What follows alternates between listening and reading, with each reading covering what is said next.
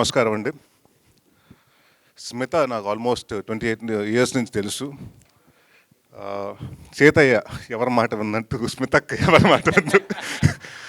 So తను అంటే ఏదైనా ప్రాజెక్ట్ చేస్తే రైట్ ఫ్రమ్ నాకు తెలిసి 98, 99 అనుకుంటా కదా, బబుల్స్ 2003 అప్పుడు మీ అందరూ నేను సుబ్బు ఎందుకు ఇంకా డిస్కరేజ్ చేస్తానంది.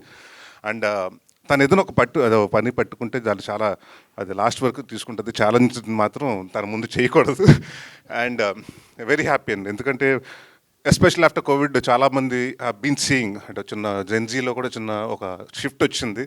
ది గోయింగ్ టు భజన క్లబ్స్ కానివ్వండి, లేకపోతే చాగంటి గారు కానివ్వండి, లేకపోతే గరికపాటి గారు ప్రవచనాలు వినటం జరుగుతుంది. And lot of people are always looking up to Instagram or any kind of motivation కోసం. సో బట్ మనలోనూ మనకి చాలా ఇలాంటి తత్వాలు ఉన్నాయి కాబట్టి ఇవన్నీ చాలా జెన్జీ పిల్లలకి అందరికీ రీచ్ అవ్వాలని కోరుకుంటూ wish you all the best Smita. And బావా, ఆల్ ది బెస్ట్. నేను తెగ తలుచుకుంటున్నారు, కొంచెం వస్తే బాగుంటుంది. నాకు వార్నింగ్ ఇచ్చాడు, కాదు నన్ను పిలవద్దు, నన్ను మాట్లాడమనొద్దు, నాకు టెన్షన్ అన్నట్టు. నువ్వురా ప్లీజ్, లేకపోతే నన్ను బ్యాడ్ అనుకుంటారు ఇక్కడ. సుబ్రాజ్ అన్న డెఫినెట్గా మాట్లాడాలి, ఎందుకంటే ఆయన ఏదో ఏథీస్టు నాస్తికం అంటాడు, అందరికన్నా ఎక్కువ మాట్లాడేది ఈయనే. అసలు ఈ ప్రాజెక్ట్ గురించి యుద్ధాలు చేశాడు. అందరికీ నమస్కారం అండి. చిన్నప్పటి నుంచి మా ఇంట్లో మా తరానికి అందరికీ కూడా మా పెద్దోళ్ళు అన్నీ వేమన శతకం, సుమతి శతకం, భర్తృహరి సుభాషితాలు ఇవన్నీ చెప్పేవారు. ఇప్పుడు నెక్స్ట్ జనరేషన్కి నాకు తెలిసి చెప్పేవాళ్ళు తక్కువ అయ్యారనిపిస్తుంది నాకు.